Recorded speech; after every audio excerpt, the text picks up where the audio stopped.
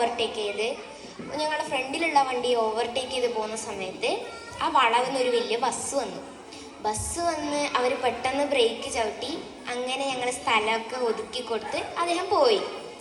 അപ്പോൾ ഇതിന് കാരണം അവരുടെ ക്ഷമയില്ലായ്മയാണ്. ഈ എല്ലാ ആക്സിഡൻറ്റിനും മെയിൻ കാരണം അവരുടെ ക്ഷമയില്ലായ്മയാണ്. അപ്പോൾ ക്ഷമയെക്കുറിച്ച് ഞാനൊരു കുഞ്ഞു കഥ പറഞ്ഞുതരാം. നിങ്ങൾക്ക് കഥ കേൾക്കാൻ ഇഷ്ടമാണോ? അതെയോ? അപ്പോൾ പണ്ടൊരു ഗ്രാമത്തിൽ ഒരു വലിയ മലയുടെ മുകളിൽ ഒരു ആശ്രമം ഉണ്ടായിരുന്നു. അവിടെ ഒരു സ്വാമിജി ഉണ്ടായിരുന്നു. അവിടത്തേക്ക് ഒരു ഭക്തൻ ആ സ്വാമിജിയെ കാണാൻ വേണ്ടിയിട്ട് പോയി. സ്വാമിജിയുടെ അടുത്ത് പോയിട്ട് അദ്ദേഹം പറഞ്ഞു, എനിക്ക് ജീവിതത്തിൽ വേഗം മുന്നോട്ടേക്ക് എത്തണം, എനിക്ക് ജീവിതത്തിൽ ജയിക്കണം എന്ന് പറഞ്ഞു. അപ്പോൾ സ്വാമിജി നോക്കുന്ന സമയത്ത് അദ്ദേഹത്തിന് തീരെ ക്ഷമയില്ല. അപ്പോൾ സ്വാമിജി ഒരു കഥ പറയാൻ തീരുമാനിച്ചു. അങ്ങനെ അദ്ദേഹം കഥ പറയാൻ തുടങ്ങി. പണ്ട് ഒരു രാജാവ് ഒരു വൈകുന്നേര സമയത്ത് വേട്ടയ്ക്കിറങ്ങി ഒരു മൃഗത്തിനെയും കിട്ടാതെ അദ്ദേഹം നടന്ന് അങ്ങ് ദൂരെ എത്തി. ഇരുട്ടായി. ആ സമയം അദ്ദേഹം വേഗം ഒരു മലയുടെ മുകളിൽ കയറിയിട്ട് നോക്കി. അവിടെ എങ്ങും നോക്കിയിട്ട് ഒരു വീടോ ഒരു ഗ്രാമോ ഒന്നും കാണുന്നില്ല. അങ്ങനെ ഈ സൈഡ് നോക്കിയ സമയത്ത് ഒരു വെളിച്ചം കണ്ടു. അദ്ദേഹം അതിൻ്റെ അടുത്തേക്ക് നീങ്ങി. അവിടെ എത്തി നോക്കുന്ന സമയത്ത് അതൊരു ചെറിയ കുടിലായിരുന്നു.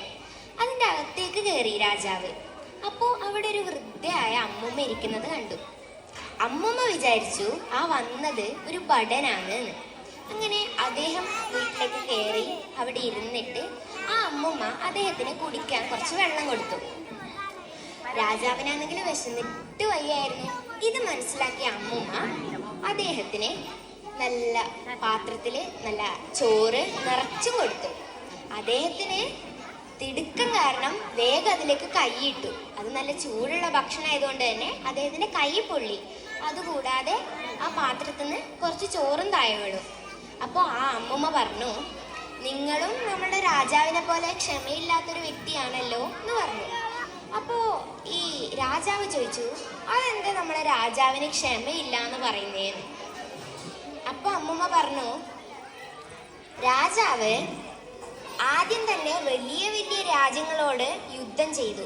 അപ്പോൾ അദ്ദേഹത്തിന് ഒരുപാട് ഭടന്മാരെ നഷ്ടപ്പെട്ടു.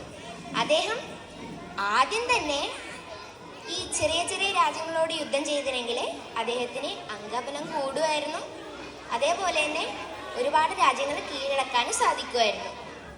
ഇങ്ങനെ പറഞ്ഞ് ആ സ്വാമിജി കഥ നിർത്തി. എന്നിട്ട് പറഞ്ഞു, നമ്മൾ ഒരു മാങ്ങയുടെ വിത്ത് നട്ടാൽ പിറ്റേ ദിവസം നമുക്കതിന് മാങ്ങ കിട്ടണമെന്നില്ല. അതിൽ നമ്മൾ വെള്ളം ഒഴിക്കണം, വളമിടണം, അതിനെ പരിപാലിക്കണം.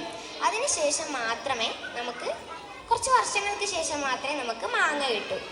അപ്പോൾ ഇതുപോലെ തന്നെയാണ് നമ്മുടെ ജീവിതവും. നമ്മുടെ ജീവിതത്തിൽ എന്ത് തടസ്സം വന്നാലും നമുക്കത് ക്ഷമ കൊണ്ട് നേരിടാൻ പറ്റും. നമ്മളുടെ തെറ്റുകളെ തിരുത്തുക, നമ്മളുടെ നല്ല കാര്യങ്ങളെ നമ്മൾ അപ്രീഷിയേറ്റ് ചെയ്യുക. Be patience and enjoy your life journey because patience is the key of the success. പിന്നെ നമ്മുടെ സുഭാഷിതം തന്നെയുണ്ട്, ക്ഷമാ ബലമശക്താനാം ശക്താനാം ഭൂഷണം ക്ഷമാ വശീകൃതിർലോകേ ക്ഷമയാ കിം ന സാധ്യതേ. അതിലർത്ഥമുണ്ട്, അശക്തന്മാരുടെ ശക്തി ക്ഷമയാണ്, ശക്തന്മാർക്ക് ക്ഷമ ഒരലങ്കാരമാണ്. ക്ഷമ കൊണ്ട് ആരെയും വശത്താക്കാം, ക്ഷമ കൊണ്ട് നേടാൻ കഴിയാത്തതായി ഒന്നുമില്ല. അപ്പോൾ ഇത് നിങ്ങളുടെ മനസ്സിൽ വെച്ചിട്ട് നിങ്ങളുടെ ജീവിതത്തിൽ മുന്നോട്ടേക്ക് പോവുക. പിന്നെ ഇവിടെ പരിപാടികൾ അവതരിപ്പിക്കാനുള്ള എല്ലാവരും നന്നായിട്ട് അവതരിപ്പിക്കുക.